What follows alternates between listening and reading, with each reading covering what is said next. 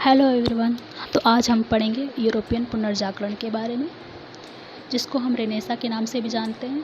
पुनर्जागरण का शाब्दिक अर्थ होता है फिर से जागना, जो कि 14 से 16 सदी के बीच में यूरोप में जो भी सांस्कृतिक, धार्मिक और आर्थिक आंदोलन हुए थे, उसे ही हम पुनर्जागरण के नाम से जानते हैं। इससे वहाँ के लोगों में एक नई चेतना का आगमन हुआ और वहाँ की कला और साहित्य और विज्ञान के क्षेत्र में नए नए प्रयोग होने लगे। कुस्तुनतुनिया का पतन, जो कि 1453 में उस्मानी तुर्कों ने उस पर अपना अधिकार कर लिया था, जो कि आज के इस्तांबुल है। उस कुस्तुनतुनिया जो कि ज्ञान का केंद्र था तब तक, लेकिन वहाँ पे जब तुर्की अधिकार कर लिया, उसके बाद वहाँ के विद्वान वहाँ से भागकर यूरोप के अन्य देशों में शरण लेने लगे और उन्होंने वहाँ के लोगों को अपने ज्ञान से प्रभावित किया। कुस्तुनतुनिया का पतन का एक प्रभाव ये भी रहा कि यूरोप और पूर्वी स्थल के मार्ग का जो बंद हो गया, और इसी से फिर कोलंबस ने अमेरिका की, वास्को डी गामा ने इंडिया और मैगलन ने पूरे विश्व का जल स्थल से भ्रमण किया और अन्य देशों का पता लगाया। 13 से 14वीं सदी में विद्वानों ने प्राचीन साहित्य को पुनर्जीवित करने का प्रयास किया, जिसमें फ्रांसिस पेट्रार्क, जो कि 1304 से 1367 तक थे। दांते और बेकन के नाम भी उल्लेखनीय हैं। पेट्रार्क के लेखनी के चलते ही उन्हें हम मानवतावाद का पिता भी कहते हैं। मानवतावादी ने यूरोप की मध्यकालीन सभ्यता की जो कृत्रिमता और आदर्श का खोखलापन था, उसके खिलाफ आवाज़ उठाई और उसको पूरी जनता में बताया। यूरोप के विश्वविद्यालयों में आज भी यूनानी दर्शन ही पढ़ाया जाता था, लेकिन रोजर बेकन ने इसकी अरस्तु की प्रधानता का विरोध किया और तर्कवाद के सिद्धांत का प्रतिपादन किया। मानववादियों ने चर्च और पादरी की कट्टरता की आलोचना की। 200 वर्षों तक ये पूर्व पश्चिम के बीच धर्म युद्ध चलता रहा और योद्धा जो थे पूर्वी सभ्यता से प्रभावित थे, और आगे चल के इन्होंने ही यूरोप में जो पुनर्जागरण की नींव को मजबूत करने की कोशिश की। सामंती युद्ध के कारण वातावरण बहुत हमेशा अव्यवस्थित रहता था, समाज में अव्यवस्था हमेशा बनी रहती थी, लेकिन सामंती प्रथा के पतन के बाद शांति कायम हुई। व्यापारियों ने चिंतकों और विचारकों को अपने यहाँ प्रेशर देने लगे, और क्योंकि व्यापारी का अन्य देशों के लोगों से भी व्यापार होता था, तो जिससे विचारकों की जो ज्ञान था उससे वो और देशों में भी फैला पाए। जब यूरोप में ये धर्म युद्ध चल रहा था, तो अरब का साम्राज्य स्पेन और उत्तरी अफ्रीका तक फैल गया था। प्राचीन साहित्य को पुनर्जीवित करने का फिर से प्रयास किया गया, जिसमें अरस्तु के दर्शन की प्रधानता थी, लेकिन कागज़ और मुद्रण का आविष्कार के कारण नए विचारों को बढ़ाने में योगदान मिला। कई विद्वान, जिसमें थे पेट्रार्क, होरेस, सिसरो और वर्जिल, ने अपनी रचनाओं से जनता में जागृति का काम किया, और इसी काल में इटली के कलाकार जैसे Leonardo da Vinci, Michael Angelo और राफेल हुए, जो कि जिनकी कलाकृतियों ने भी देश में एक नई चेतना का आगमन किया।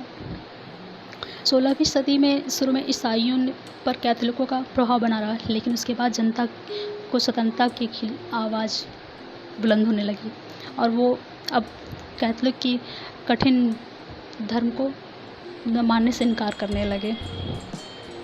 अब लोगों ने क्या किया, लैटिन की जो कठिन भाषा की बुक्स थी उनको पढ़ने की जगह क्षेत्रीय भाषा की जो सरल भाषाएं की बुक्स थी उनको पढ़ना शुरू किया, और कैथोलिक के जिन रिलीजन को भी मानने से इनकार करने लगे। जो लोग ऐसा करते तो उनको चर्च नास्तिक बोलकर धर्म से निकाल देता था, लेकिन इससे जनता में और उसके विरोध की तीव्र होती गई। मार्टिन लूथर, जो कि फेमस सुधारक थे, जो जर्मनी के थे, उन्होंने बाइबल का अनुवाद जर्मन में किया, और इससे इस धर्म को और इस आंदोलन को और जागृति मिली, जो कि प्रोटेस्टेंट धर्म आंदोलन के लिए और सहायक साबित हुआ। अन्य जगहों में जैसे इस पुनर्जागरण का भी प्रभाव रहा, जैसे इटली में पुनर्जागरण में इटली का मेन जो पुनर्जागरण के लिए कुछ भी सोचती वो थी उनका रूप की तरफ ध्यान देना या फिर आमोद प्रमोद पर ध्यान देना, लेकिन जर्मनी में इसका उल्टा था, वो श्रम और आत्मसंयम पर बल देते थे।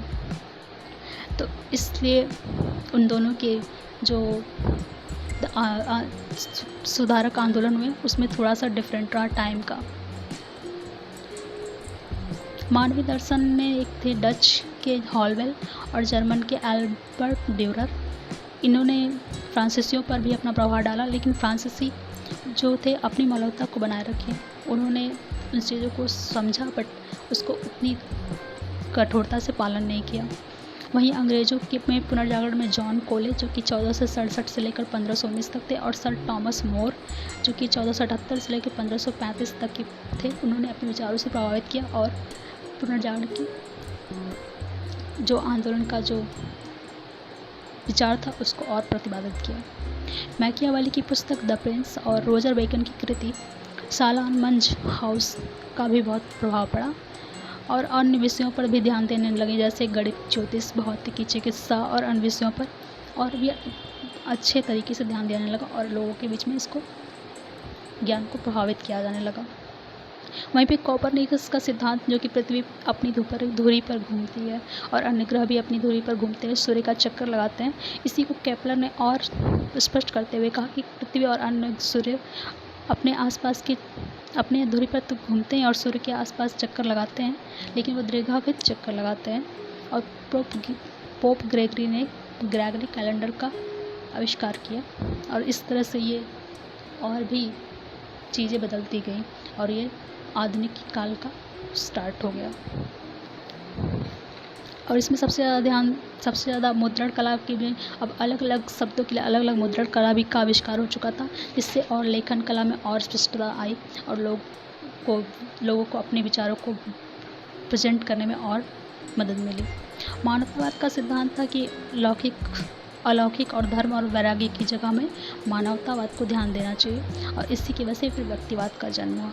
15वीं सदी में मानववादी इतिहासकार लॉरेंस वेला ने सिद्ध किया कि सम्राट कॉन्स्टेंटाइन का जो चर्च है वो दान की जगह असल में जालसाजी कर रहा है। पुनर्जागरण वास्तव में वर्तमान युग के आरंभ का एक विषय है। तो इसमें साइम्बो एक इतिहासकार थे, उनके अनुसार वहाँ के लोगों की विचारधारा में बदलने से जो भी चीज़ें हुई वो वहाँ के लोगों के सभी लोग एक साथ वो अपने विचारों को बदलने लगे, जिसकी वजह से ये पुनर्जागरण हुआ। और इसमें जो भी वहाँ के विद्वान और कलाकार थे उन्होंने अपनी कृतियाँ और कला से इस चीज़ में बहुत महत्वपूर्ण योगदान दिया। तो ये थे यूरोपियन रेनेसा, जिसको आज हमने जाना। आज के लिए बस इतना ही। Thank you very much.